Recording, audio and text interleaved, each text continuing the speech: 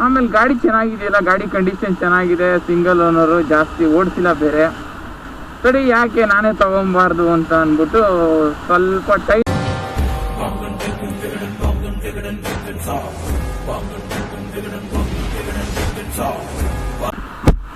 Hi hello ಸ್ನೇಹಿತರೆ, MR vlogs Kannada YouTube ಚಾನಲ್ಗೆ ಮತ್ತೊಮ್ಮೆ ಸ್ವಾಗತ. ಏನಪ್ಪ ಇವತ್ತು ರೈಡಿಂದನೇ ಸ್ಟಾರ್ಟ್ ಮಾಡ್ತಾ ಇದ್ದೇನೆ ವಿಡಿಯೋ ಅಂತ ಅಂದ್ಕೊಂಡಿರ್ಬೋದು. ಪ್ರತಿ ವಿಡಿಯೋನೂ ಒಂದೇ ಥರ ಆಗ್ಬಿಟ್ರೆ ಅದು ಚೆನ್ನಾಗಿರೋದಿಲ್ಲ ಅಂತ ಸ್ವಲ್ಪ ಬೇರೆ ಥರ ಇರಲಿ ಅಂದ್ಬಿಟ್ಟು ಇವತ್ತು ರನ್ನಿಂಗಲ್ಲೇ ವಿಡಿಯೋ ಮಾಡೋಣ ಅಂತ ಸ್ಟಾರ್ಟ್ ಮಾಡಿದೆ. ಮತ್ತು ಎಲ್ಲರೂ ಹೇಗಿದ್ದೀರಾ, ಚೆನ್ನಾಗಿದ್ದೀರಾ ಅಂತ ಅಂದ್ಕೊಂಡಿದ್ದೀನಿ. ಇವತ್ತು ರೈಡ್ ಮಾಡ್ತಾ ಇರೋ ಕಾರಣ ಏನು ಅಂತಂದರೆ, ಸುಮ್ಮನೆ ಆಗುತ್ತೆ ಹಂಗೆ ಗಾಡಿ ತುಂಬ ದಿವಸದ ಮೇಲೆ ಎಲ್ಲೂ ಎತ್ತಿರಲಿಲ್ವಲ್ಲ, ಸುಮ್ಮನೆ ಸಿಟಿಲೇ ಓಡಾಡ್ತಾ ಇದ್ದೆ ಇಷ್ಟು ದಿನ. ಒಂದು ರೈಡ್ ಹೋಗಿ ಬರೋಣ ಅಂತ ಅಂದ್ಬಿಟ್ಟು ಬೆಂಗಳೂರಿಗೆ ಎತ್ಕೊಂಡು ಹೋಗ್ತಾ ಇದ್ದೀನಿ. ಮಳೆ ಬೇರೆ ಬರ್ತಾ ಇದೆ, ನೋಡೋಣ ಯಾವ ಥರ ಮಳೆ ಸಿಗಾಕೊಂತೀನ ಇಲ್ಲ ಇಲ್ವಾ. ಸದ್ಯ ಮಳೆ ಬರ್ತಾ ಇದ್ರೆ ಸಾಕು. ಮತ್ತು ಇವತ್ತು ಬ್ಲಾಗ್ ಮಾಡ್ತಾ ಇರೋದು ಏಕೆ ಅಂತ ನಿಮ್ಗೆ ಗೊತ್ತಾಗಿರ್ಬೋದು, ಆಲ್ರೆಡಿ ಟೈಟಲಲ್ಲಿ ನೋಡಿರ್ಬೋದು. ಹಳೆ ವಿಡಿಯೋದಲ್ಲೇ ನಿಮ್ಗೆ ಆಲ್ರೆಡಿ ಹೇಳಿದ್ದೆ, ನಾನು ಗಾಡಿ ಬಗ್ಗೆ ರಿವ್ಯೂ ಮಾಡ್ತೀನಿ, ಇಲ್ಲಿ ತಗೊಂಡೆ ಅಂತ ಇನ್ಫಾರ್ಮೇಷನ್ ಕೊಡ್ತೀನಿ ಅಂತ ಹೇಳಿದ್ದೆ. ಹೇಳ್ತೀನಿ ಅಂತ ಹೇಳಿದ್ದೆ, ಅದ್ರ ಬಗ್ಗೆನೇ ಹೇಳೋಣ ಅಂತ ಅಂದ್ಬಿಟ್ಟು ಬ್ಲಾಗ್ ಮಾಡ್ತಾ ಇರೋದು ಇವತ್ತು. ನನ್ನ ಗಾಡಿ ಆ್ಯಕ್ಚುಲಿ ಬಂದ್ಬಿಟ್ಟು Hyosung GTR 250 ಗೊತ್ತಿದೆ ನಿಮ್ಗೆ ಆಲ್ರೆಡಿ. ನನ್ನ ಗಾಡಿ ಇದು ತುಮಕೂರಿನಲ್ಲಿತ್ತು. ಆ್ಯಕ್ಚುಲಿ ಇದು ಸಿಂಗಲ್ ಓನರು 6000 ಹೊಡಿತು ನಾನು ತೊಗೊಂಡಾಗ, ನಾನು ಬೈ ಮಾಡೋಕ್ಕೆ ಅಂತ ಹೋದಾಗ. ಇದು ಎಲ್ಲಿ ನಾನು ನೋಡಿದ್ದು ಅಂತಂದರೆ, ನನಗೆ ಯಾವುದೇ ಥರದ ಪ್ಲ್ಯಾನ್ಸ್ ಇರಲಿಲ್ಲ. ನನಗೆ ಈ ಗೇರ್ ಗಾಡಿ ತೊಗೊಬೇಕು, ನನ್ನ ಹತ್ರ ಅಪ್ರಿಲ್ ಆಯ್ತಲ್ಲ ಅದೇ ಸಾಕು ಅಂತ ಅಂದ್ಬಿಟ್ಟು ನಾನು ನೆಕ್ಸ್ಟ್ ಕಾರ್ ಮೇಲೆ ಪ್ಲ್ಯಾನ್ ಮಾಡ್ತಾಯಿದ್ದೆ. ಹಿಂಗೆ ಸಡನ್ನಾಗೆ ನಮ್ಮ ಫ್ರೆಂಡ್ಗೆ ಬೈಕ್ ಬೇಕು ಅಂತ ನೋಡಿದೆ. ಅವನು ಗೇರ್ ಗಾಡಿ ಯಾವ್ದಾದ್ರು ಇದ್ದರೆ ನೋಡು ಚೆನ್ನಾಗಿರೋದು ಅಂತ ಅಂದ್ಬಿಟ್ಟು ನಾನು ಹಂಗೆ OLXಲ್ಲಿ ನೋಡ್ತಾ Hyosung ನೋಡಿದೆ ಒಂದು.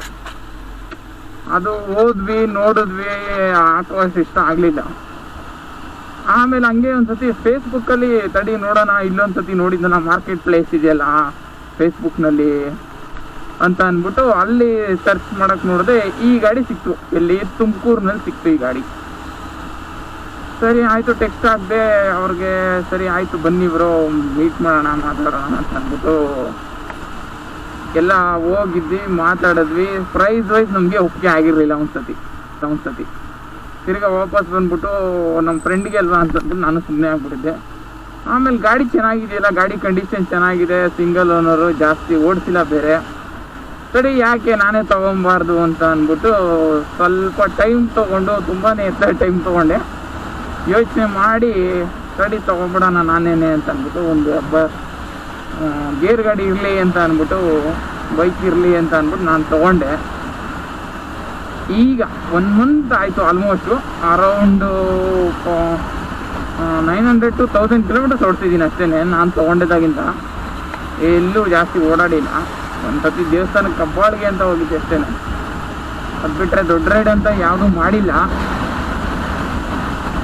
ಇದೇ ಸೆಕೆಂಡ್ ರೈಡು. ಅಂದರೆ ಗಾಡಿ ತುಮಕೂರಿಂದ ತೊಗೊಂಬರ್ತಾ ಇರ್ಬೇಕಾದ್ರೆ ತೊಗೊಂಬಂದಿದ್ದು.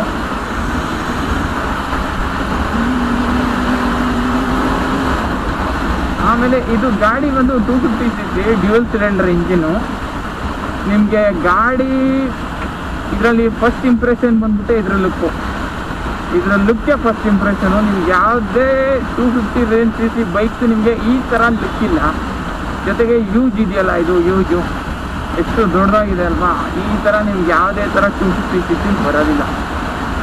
ಜೊತೆಗೆ ಇದು ಕೊರಿಯನ್ ಬೈಕ್. ಇದು ತುಂಬ ಚೆನ್ನಾಗಿದೆ, ಕಾಮಿಟ್ ಇಂಜಿನ್ ಇದು. ಸೊ ಏನೋ ಸ್ವಲ್ಪ ಇಶ್ಯೂಸ್ ಆಗ್ಬಿಟ್ಟು ಈಗ ಸ್ವಲ್ಪ ಸ್ಟಾಪ್ ಆಗಿದೆ, ಬೈಕ್ ಬರ್ತಾ ಇಲ್ಲ. ಈಗ ಎಲ್ಲ ಇದ್ರ ಸರ್ವಿಸ್ ಎಲ್ಲ ಬೆನ್ನಿಲಿ ಮಾಡ್ತಾ ಇದ್ದಾರೆ.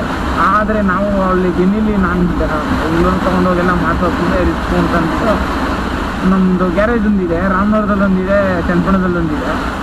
ಅಲ್ಲಿ ಪರಿಚಯ ಇದ್ದಾರೆ, ಚೆನ್ನಾಗಿ ಮಾಡ್ತಾರೆ ಅವರು Hyosungನೆಲ್ಲ. ತುಂಬ ಗಾಡಿಗಳನ್ನ ನಾನು ನೋಡಿದ್ದೀನಿ ಅವ್ರು ರೆಡಿ ಮಾಡ್ತಾ ಇರೋದನ್ನ.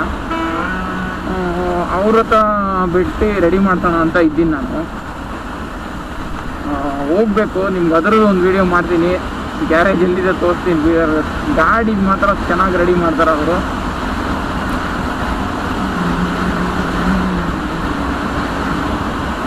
ಆಮೇಲೆ ಮತ್ತೆ ಹೇಳಬೇಕು ಅಂತ ಅಂದರೆ ಇದ್ರ ಫ್ಯೂಲ್ ಕೆಪಾಸಿಟಿ ಟ್ಯಾಂಕ್ ಬಂದ್ಬಿಟ್ಟು 17 ಲೀಟರ್ಸು. ನಿಮಗೆ ಇದು ಪವರ್ ರೇಷಿಯೋ ನಿಮಗೆ ಡಿಸ್ಪ್ಲೇಲಿ ಹಾಕಿದ್ದೀನಿ ನೋಡಿ.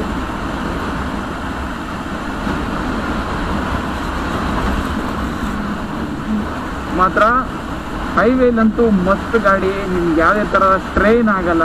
ನಿಮಗೆ ಸ್ಪೀಡ್ದು ಫೀಲ್ ಆಗಲಿ ಯಾವುದೇ ಆಗಲಿ ತುಂಬ ಚೆನ್ನಾಗಿದೆ. ಮುಂದೆಗಡೆ ಡಬಲ್ ಡಿಸ್ಕ್ ಇದೆ. ಇದು ಮೇನಾಗಿ ನಿಮಗೆ 650 ರೇಂಜ್ CC ಬೈಕ್ಗಳು ಬರುತ್ತೆ. ಆದರೆ 250 ರೇಂಜ್ CC ಬೈಕ್ಗಳಿಗೆಲ್ಲ ಡಬಲ್ ಡಿಸ್ಕ್ ಬರೋದಿಲ್ಲ ಫ್ರಂಟಲ್ಲಿ.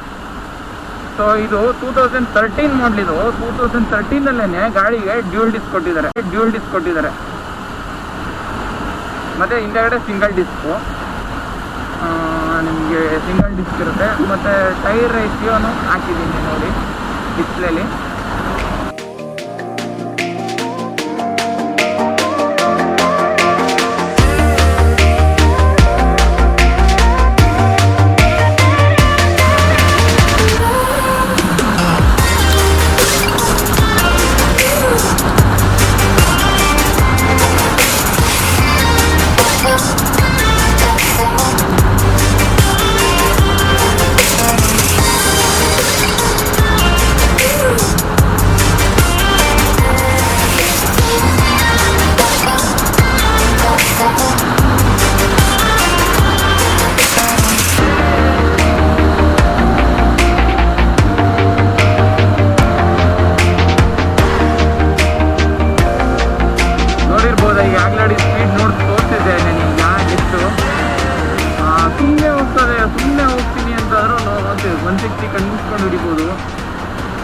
ಅದು ನಿಮ್ಗೇನು ಜಾಸ್ತಿ ಪವರ್ ಇಲ್ಲ. ಇದು 250 cc ಬೈಕ್. ಇದು 160 ಈಸಿ ಗೋ ಅಂತಂದರೆ ಸಮಸ್ಯೆ ಅಲ್ಲ ಇದು.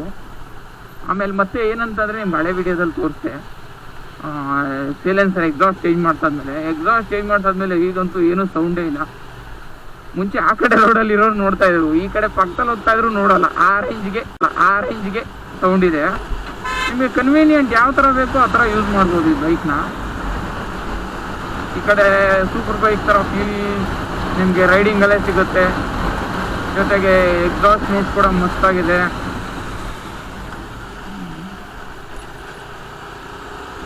ಇನ್ನೇನು ಬೇಕು ನಿಮಗೆ? ನೀವು 650 cc ಬೈಕ್ಗಳಿಗೆ ಹೋಗೋದು ಬದಲು ಇದ್ರದ್ದು ನೀವು ಚೆನ್ನಾಗಿ ಫೀಲ್ ಮಾಡ್ಬೋದು. ಆಮೇಲೆ ಇದ್ರ ಲೋಡ್ ಮೇಲೆ ಕೂರುತ್ತೆ ನಿಮಗೆ. ಈ ಡ್ಯೂಕು RC 390 ಇಲ್ಲ 200 ಅವೆಲ್ಲ ತೊಗೊತೀನಿ ಅಂತ ಅಂದರೆ ಸ್ವಲ್ಪ ಗಾಡಿ ಲೈಟ್ ವೆಯ್ಟ್ ಇರುತ್ತೆ. ನೀವು ಸ್ಪೀಡು ಹೋಗ್ತಾ ಇದ್ದಂಗೆ ಸ್ವಲ್ಪ ಗಾಡಿ ತೇಲುತ್ತೆ.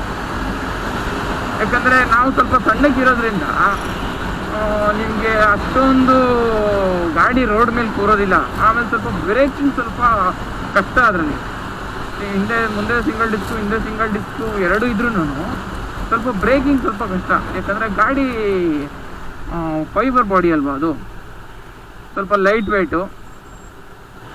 ಅದಕ್ಕೆ ಮಳೆಯಲ್ಲಿ ಯಾರೋ ನಿಂತ್ಕೊಂಡಿದ್ದಾರೆ. ಸನ್ರೂಫ್ ನಾನು ನೋಡ್ತೀನಿ.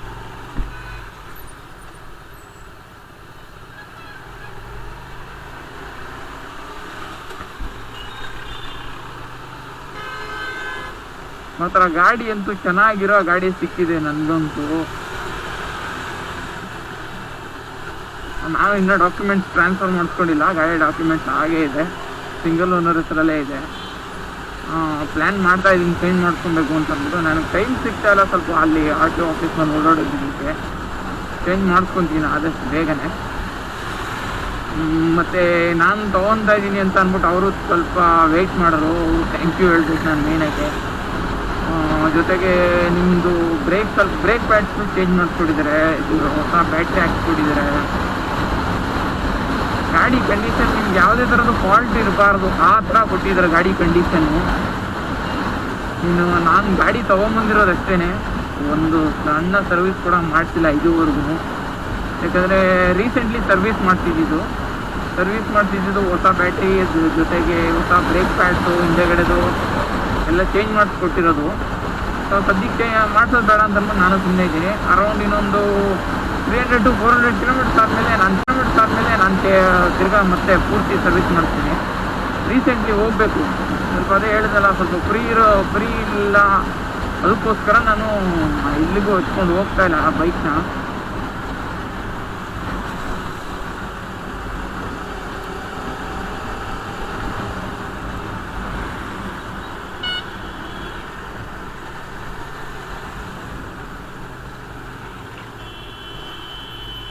ಹೈವೇ ಮಾಡ್ತಾ ಇದ್ದಾರೆ, ಬೆಂಗಳೂರು ಮೈಸೂರು ಇದೆ.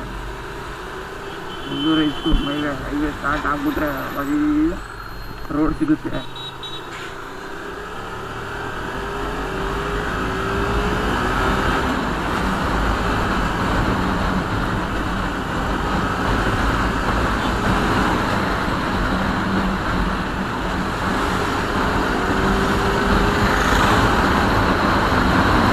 ಆಮೇಲೆ ಸ್ವಲ್ಪ ನಿಮಗೆ ರೈಡರ್ಸ್ ಬೈಕರ್ಸ್ಗೆ ನಾನು ಏನು ಸಜೆಷನ್ ಕೊಡ್ತೀನಿ ಅಂತಂದರೆ, ಸ್ವಲ್ಪ ಖಾಲಿ ರೋಡ್ ಸಿಕ್ಕಿದ್ರೆ ಮಾತ್ರ ಜಾಸ್ತಿ ಸ್ಪೀಡ್ ಹೋಗ್ರಿ. ಸ್ವಲ್ಪ ಈ ಥರ ರಶ್ ಎಲ್ಲ ಇದ್ದರೆ, ಸ್ವಲ್ಪ ಆ ಕಡೆ ಈ ಕಡೆ ಗಾಡಿಗಳೆಲ್ಲ ಇದ್ದರೆ ಸ್ವಲ್ಪ ಆ್ಯಾವ್ರೇಜ್ ಸ್ಪೀಡ್ ಮೇಂಟೈನ್ ಮಾಡಿರಿ, ಜಾಸ್ತಿ ಸ್ಪೀಡ್ ಹೋಗ್ಬೇಡ್ರಿ. ಆಮೇಲೆ ಯಾವಾಗಲೂ ಸ್ವಲ್ಪ ಹೆಲ್ಮೆಟ್ನ ಯೂಸ್ ಮಾಡಿ. ಯಾವುದೇ ಥರದ ದೊಡ್ಡ ಬೈಕ್ಸ್ ಆಗಿರ್ಬೋದು, ಸಿಟಿಲಿ ಹೋಗಿ ಒಂಥರ ಸ್ವಲ್ಪ ಸ್ಲೋ ಓಡಾಡ್ಬೋದು. ನೀವು ಹೈವೇಲಿ ಎಲ್ಲರೂ ಓಡಾಡ್ತೀನಿ ಅಂತಂದರೆ ಕಂಪಲ್ಸರಿ ಸ್ವಲ್ಪ ಹೆಲ್ಮೆಟ್ ಯೂಸ್ ಮಾಡ್ಕೊಳ್ಳಿ. ಯಾಕಂತಂದರೆ ಅದು ಯಾವ ಟೈಮಲ್ಲಿ ಏನಾಗುತ್ತೆ ಅಂತ ಗೊತ್ತಿಲ್ಲ. ನಮ್ಮ ಸೇಫ್ಟಿಲಿ ನಾವಿರಬೇಕು. Precaution is better than cure ಅಲ್ವಾ, ಅದಕ್ಕೇನೆ.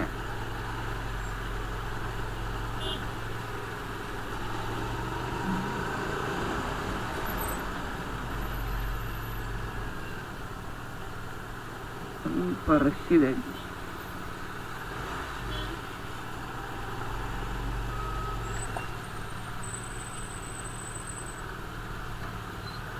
ನೋಡಿ, ಗಾಡಿ ಸೌಂಡೇ ಇಲ್ಲ.